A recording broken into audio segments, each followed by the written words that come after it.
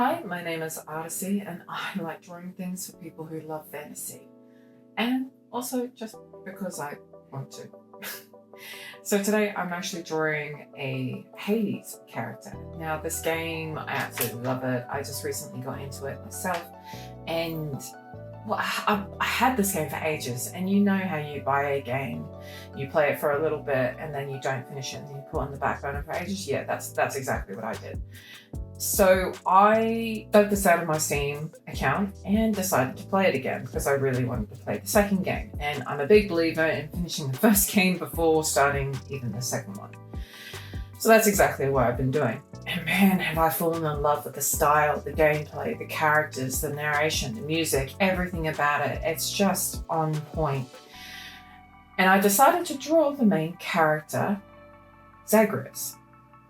Now, the main reason why I did this and the main reason why I fall in love with this game is because it sort of takes a different approach to games in itself.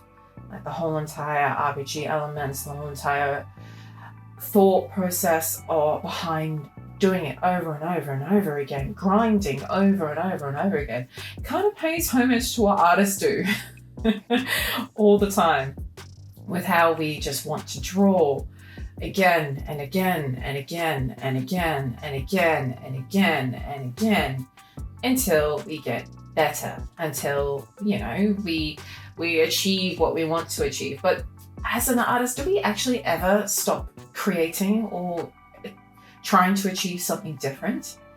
Because as soon as you finish one project, you're like, oh, that was nice, and then you basically start this whole entire new insanity route of starting a new project all again, even though we remember very, very clearly, or maybe not so clearly, of the amount of pain or the amount of effort, hours, love, appreciation, but also slight insanity of creating that first project. And I think there's nothing wrong with being slightly insane. I think that is just falling in love with the grind, falling in love with creating, because we always want to be creative. We don't want to base our self-worth on other people's reactions. And I think that's like one of the main quotes from Hades in itself. Like there's a conversation between Thanatos and Zagreus, and they talk about that, and it's such a cool way of just reminding yourself that you shouldn't really rely on other people's likes or other people's comments on what you create to put value on your work or what you do. But that's not to discourage any good comments or anything like that. If you support this channel, thank you so much. I really do appreciate it.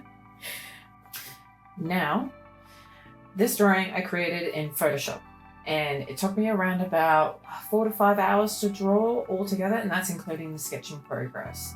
The sketch I had to do a couple of times, so I had to draw the final position again and again and again, and so I sort of just thumbnailed. If you're unsure about what you want to put your character into, like, or how to draw them or anything like that, just draw a thumbnails. Just draw a skeleton first, nothing too detailed, so that way you can actually get a good silhouette going and you know exactly what you're going to end up in the long run. For editing programs, I use Premiere Pro and Adobe. Now, I am going to eventually wean off of Photoshop and off of Premiere Pro because Adobe is sucking the soul out of everyone in existence. And I'm going to move over to Affinity because that's just a one-off payment. And actually, I think they moved over to free just recently. So if you want to check that out, please do so because they're a great program. Now, as you can see, I'm going a little bit more into detail with Zagreus. I'm getting more to the end final points. I didn't actually do a grayscale because I knew basically where I wanted my lighting to go, and I wanted to experiment more with color than anything else. So I wanted to play around with it, and I wanted to play around with contrasting colors such as the green in the background, red. And I wanted to play around with the overlay, which is something that just adds in little sparks of blue, pink, and green all over Zagreus, because that is something that in the game you'll see little bits, little highlights of all these really cool contrasting colors with each illustration of the character. And it's a beautiful style, and I sort of want to pay homage to it just a little bit.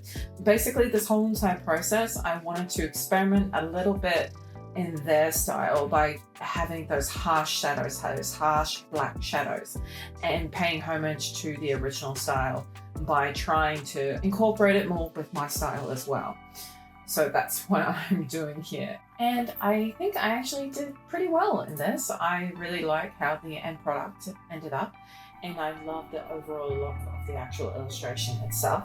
It's such a different style than how I usually do shading, how I usually do rendering, and it was so fun to experiment. I find that if you're struggling to create something or something along those lines, experiment in a different style, experiment in a different medium. Today, we're doing a different style, as you can see, and it was just, it worked, it awakened so much within me of all the sorts of different possibilities I could go into with this. And it also really opened up a lot of different techniques with drawing and illustrating. And that's why I always love experimenting with different styles, different mediums, because they always just spark something within you and makes you fall in love with the process, falling in love with the grind all over again. Now, as you can see, I'm just doing little bits of detail on the sword, just finishing off those final touches around the place, and then when I get to it, I'll work on the background a little bit. Don't go into too much detail in the background because I really want Zagreus to stand out in this. But yeah, as you can see, I'm adding in little bits of dripping of the blood, little bits of chips to the sword, and as he's rising out of the pool of dying once again, you can sort of see the drips that I'm trying to edit in. And as you can see, I'm now editing a little bit of detail into the actual floor itself. There's little bits of tile work that he sort of steps up onto when he steps out of the blood pool. It's such a weird sentence, but you can see it. And this is where I actually start to play around with the overlay of the colors, and it really, really makes the image sort of pop in a different way.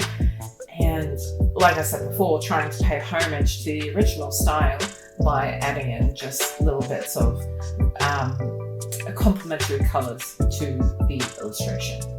And yeah, just going through the whole entire image, seeing where little bits of touch-ups needs a little bit more work, adding in more detail as I look at references, because references are key in this. Don't ever think that you shouldn't use references. I use references for the chest, the biceps, the legs, everything in this. I use my own hands and for the actual referencing of his hands. So don't be afraid to ever use reference. It will save your life, and it will save you a lot of your sanity as well. So just roughly going through over everything. I think the background actually only took me around about half an hour to make. And yeah, and that was because I didn't want it to take away too much attention from the focal point, because that way you're not going to pay a lot of attention to someone's belt buckle or anything like that. Pay attention to the things that are necessary. So I'm just going over the final bits of detail within the actual image, making sure everything is read correctly, making sure the face is the way I want it to. And yeah, I'm really happy how this little experiment turned out. And if you got this far in the video, thank you so much for watching and supporting this channel. I have Instagram and TikTok, so if you want to follow me on those, you certainly can. And I'll see you next time. Thanks for watching. Bye.